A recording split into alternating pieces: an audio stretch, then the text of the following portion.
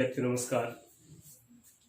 हमने पीछे की क्लास में पढ़ा था काव्य दोष।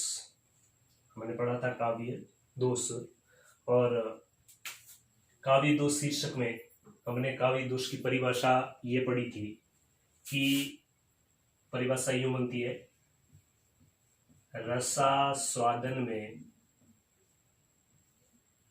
बाधा पहुंचाने वाले कारक या तत्व। रसास्वादन में बाधा पहुंचाने वाले कारक या तत्व है, उनको अपन कहते हैं काव्य दोष। तो ये परिभाषा हमने पढ़ी थी और 5 प्रकार के काव्य दोष भी हमने पढ़े थे। तो आज हम पढ़ेंगे आगामी जो 5 काव्य दोष और रहे हैं उनको पढ़ेंगे हम। तो 6 के बाद 7 नंबर पे हम आज पढ़ लेते हैं। जैसे एक काव्य दोष का नाम है अधिक पदत्व काव्य दोष। अधिक पदत्व काव्य दोष, तो नाम से ही पता लग रहा है अधिक पदत्व मतलब जब किसी काव्य रचना में अधिक पदों का प्रयोग कर लिया जाए। यहाँ पद जो शब्द है वो काव्य में आया हुआ शब्द है। किसी भी पंक्ति में आया हुआ प्रत्येक शब्द क्या कहलाता है? पद। तो ऐसी काव्य रचना जिसमें अधिक पदों का प्रयोग कर लिया जाता है, अनावश्यक पदों का प्रयोग कर लिया जाता है। कहने का आशय यह है कि यदि वहां पर उस पद का प्रयोग नहीं भी करें तो भी उससे काम चल सकता है। जैसे मैं उदाहरण दूं जैसे लपटी। अब यहाँ पे अधिक पदों का प्रयोग किस प्रकार होगा? क्योंकि वो अनावश्यक पद होंगे। अनावश्यक पदों का प्रयोग होने से वहां पर काव्य में अधिक पदत्व दोष आता है। जैसे लपटी, पुहुप, पराग। देखिए यहाँ पर पुहुप का अर्थ पुष्प है, पराग का अर्थ है पुष्प के पराग कण। तो यहाँ पे लपटी, पुहुप, पराग पद। अब ये भी पूरी पंक्ति बन रही है। सानी सफेद मकरंद।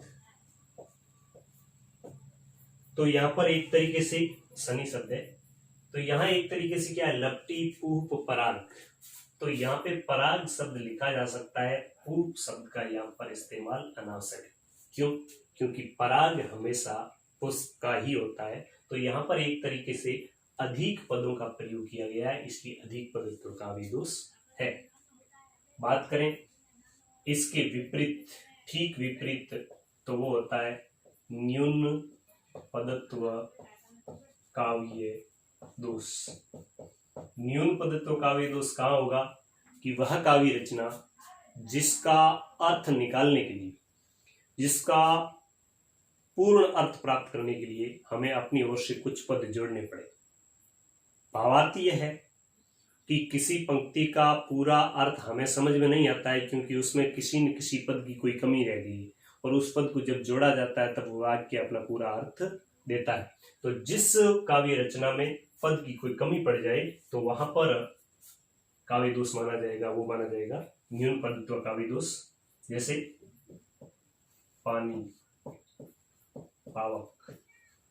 अब देखिए पानी, पावक, ये उदाहरण है। किस प्रकार है? पानी, पावक, पवन। पानी, पावक, पवन, प्रभु। चारों की बात बताइए। और ये क्या है? ज्यो असाधु,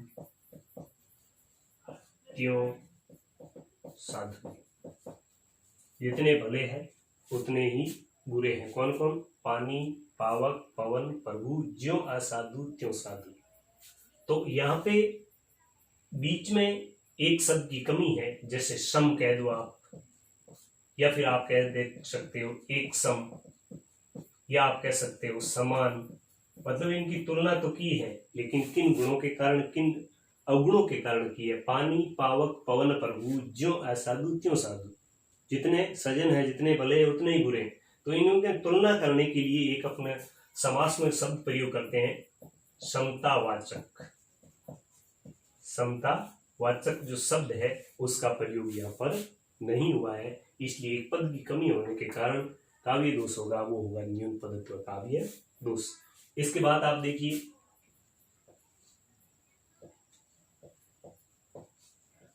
कलिष्टत्व काव्य दोष।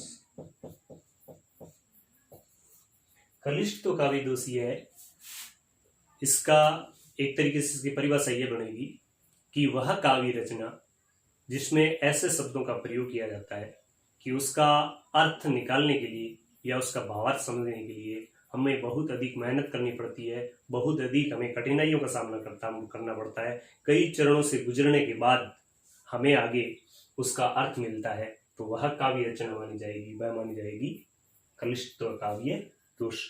जैसे एक उदाहरण होता है अजाशत्रु तासु रिपु ता जननी भरतार ताके मित के सूत को भजतु बारंबार। तो वहां पर क्या है, अजा सहेली कौन भेड़, उसका रिपु कौन कांटा, उसकी जननी कौन पृथ्वी, पृथ्वी के भरतार इंद्रदेव, या फिर उनके मित्र और उनके मित्र वासुदेव, वासुदेव के पुत्र भगवान श्री कृष्ण नहीं अर्जुन, अर्जुन भगवान श्री कृष्ण वासुदेव के एक तरीके से वसुदेव के पुत्र, और उनकी मित्रता है, उनको तुम बार बार भज, उनका आराधना कर। तो हमें कितना मतलब एक तरीके से प्रयास करना पड़ा, कितनी कठिनाई का सामना करना पड़ा।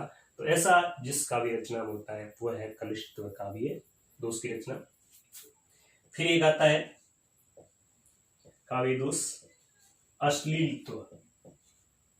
अश्लीलत्व काव्य दोष कहाँ आता है कि जब ऐसी काव्य रचना जिसमें ऐसे शब्दों का प्रयोग किया जाए जो शब्द कैसे हो, घृणाजनक हो या फिर लज्जास्पद हो या अमंगलकारी हो या कोई अनिष्ट की आशंका से युक्त हो, तो ऐसे शब्दों का जहां पर प्रयोग किया जाता है जिसमें अमंगलकारी या अनिष्ट की आशंका या लज्जास्पद या घृणाजनक या एक तरीके से ग्लानि होती हो, या जो शुद्ध संस्कृति के शब्द नहीं हो, अपनी संस्कृति का जहां पर उससे अपमान होता हो, और जो बोलचाल में कैसे हो, या तो अपन कह देते हैं फूड हो या भद्दे हो, तो ऐसे शब्दों का जहां प्रयोग किया जाता है वह काव्य रचना कहलाती है अश्लीलत्व काव्य दोष की रचना। और अश्लीलत्व काव्य दोष की रचना का उदाहरण इस प्रकार है कि अभिप्रेत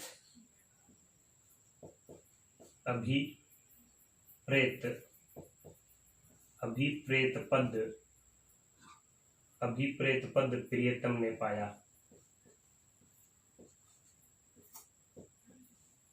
प्रियतम ने पाया।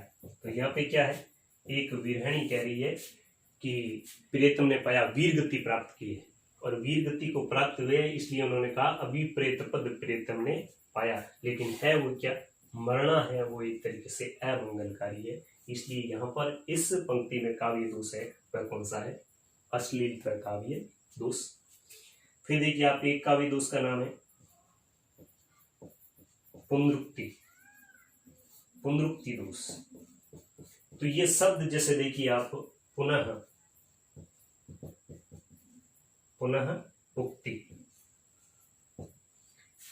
कहने का आशय यह है कि वह काव्य रचना जिसमें ऐसे शब्दों का प्रयोग कर लिया गया है, एक उक्ति कहने के बाद उस उक्ति से उसका अर्थ निकल रहा है, फिर भी समान अर्थ वाली दूसरी उक्ति फिर कह दी गई है जिसका उस वाक्य में कोई महत्वपूर्ण स्थान नहीं है, या वह पंक्ति या वह उक्ति प्रयुक्त न की जाती तो भी उस वाक्य का अर्थ निकलता, तो ऐसी दशा में वहां पे दोष होगा, वो होगा पुनरुक्ति काव्य दोष। जैसे दृश्य बड़ा था रम्य, और वह कैसा था, मंजू सुंदर और मनोहर।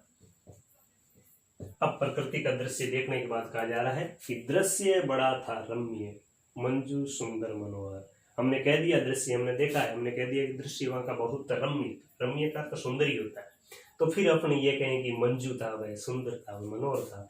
ये तीनों जो शब्द यहाँ पे आए हैं, मनोहर, सुंदर और मंजू, ये तीनों ही शब्द रम्य के ही समानार्थी है, इसलिए इन तीनों का यहाँ पर प्रयोग करने का कोई औचित्य नहीं है। यह एक तरीके से इसी की पुनरावृत्ति है। यह जो कथन है, यह जो उक्ति है, उसी की पुनरावृत्ति है। इसलिए यहाँ पर जो काव्य दोष हुआ इस पंक्ति में, वो था पुनरुक्ति काव्य दोष। तो ये प्रिय विद्यार्थियों मुख्य रूप से कक्षा 12th में जो काव्य दोष है उनका वर्णन था।